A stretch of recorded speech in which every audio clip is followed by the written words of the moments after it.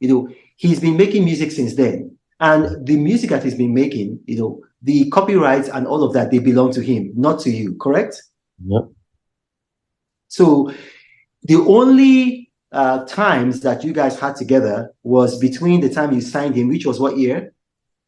2019, my hottest year. I signed him my hottest year, 2019, December. Okay, December. So 2019 to 2022, you signed him, you recorded him, and then after that, he left. So you are not making money from his new music. Those accusations are not true, correct?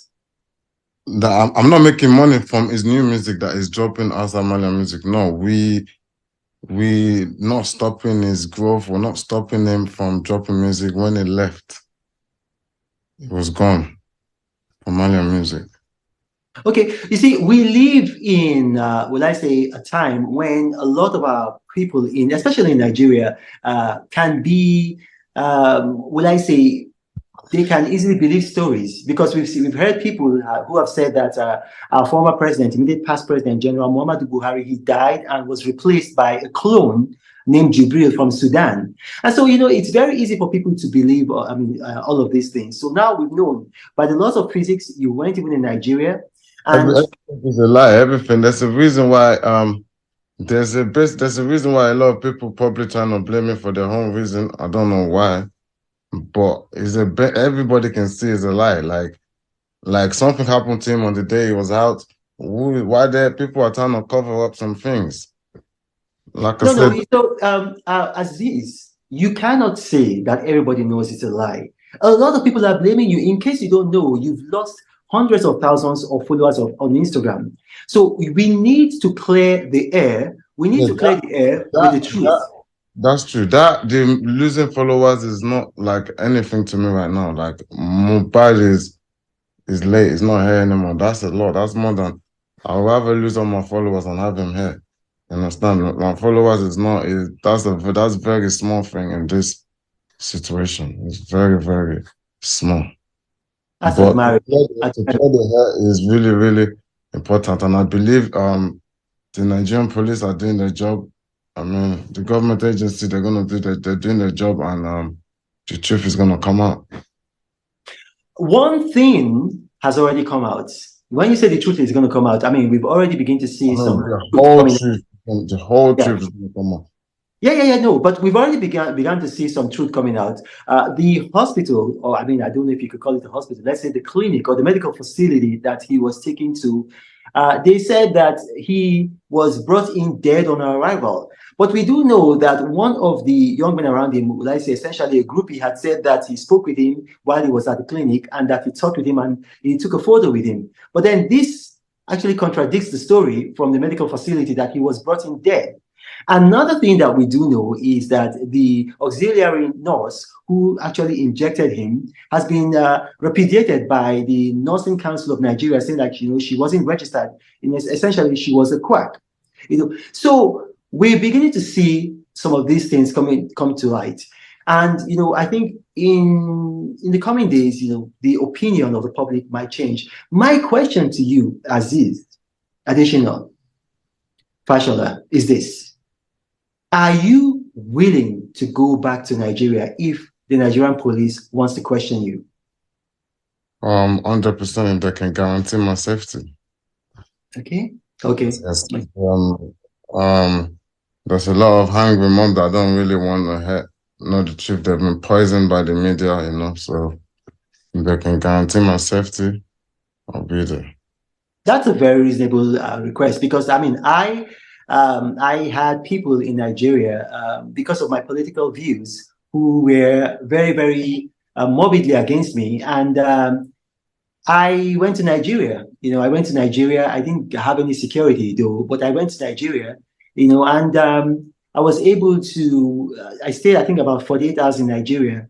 And I left. But then after I left, I saw that a number of some of these people who had political differences with me were saying that if they had found me, like they would have snuffed life out of me. So it is very reasonable. So what we're going to say now, this is not a question to you.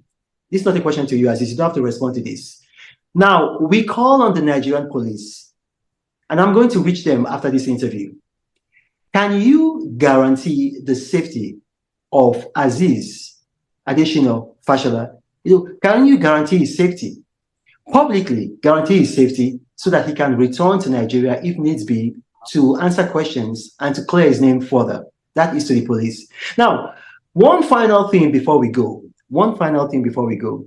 We started from the very end, but let's start from the beginning. How did you meet this young man, Ilirioluwa Oladimeji Aloba? How did you meet him? I met him online. I met him by seeing his videos online, his freestyles, his songs, or there's some when he just used some of my words, or when I've just been watching him online, and I sent him a message. Wow. And who gave him the name Mohbad? I don't know. That's the name I met him with. Okay, now one last thing. I know I said the last question, but one last thing. I'm like Oliver Twist. One last thing. We saw a video by, would I say, a pastor. It's a 70-year-old pastor. Whether he's 69, he's going to be 70. Pastor Tunde Bakare. And he said the reason why Mohbad died was because he was hanging around bad people. What do you say to that? If I have to start, that's the problem. That's what I mean. Like that's a conversation. I don't know if we want to go into that conversation now, but I personally believe that he was actually stressed as much. He needed help. I believe he's being bullied. I believe he's in whatever. There's people on his neck. There's people all over him that is in danger, but he's just not in danger from us. He's not in danger from me. If he's in danger from me, if anybody's scared of me, you will see nobody's gonna come out on videos doing all of this. I don't belong to any court whatsoever. I moved to Nigeria in like 2019 from England. I don't know what court is. Like I've been getting away from the courts in Nigeria. I've been running away. There's so many times in this Lagos. I've been getting away from it. I'm actually anti-courts. I'm against it because of so many times they've tried to force me in it, but thank God they've never succeeded in doing it. So talking about that, I really think everybody that's acting like they're trying to help, they're not trying to help. I believe that they know a lot of things. People around them know a lot of things. I believe they know a lot of things because if they stop taking the conspiracy, if they stop directing the conspiracy my way, maybe people will see a lot of things. I do understand maybe you're surrounding yourself with a lot of bad people, like a lot of cultists. And I can see from the way people are trying to cover up and the people that are coming up and the people that are sending money from the beginning and with the experience of what has happened around them. And I just hope the police will find out a lot of things, man. Well, we've been able to clear up a lot of issues, and I really thank you, Aziz Adesina Fashola, for talking to me. And I just want to say this, to the world listening, because we're going to have people from all over the world globally listening. We're going to have a global audience. The Nigerian police and the Nigerian law enforcement have actually been doing an excellent job in unraveling the circumstances that led to the death of Ilirioluwa Oladimeji Aloba. They've had a postmortem. They've had an autopsy done in record time. His body was exhumed, and right now there's a coroner's inquest. And I urge the world, the global media, to be patient. The Nigerian police, they're going to unravel the circumstances that led to his death. Aziz, thank you for joining us, and God bless you.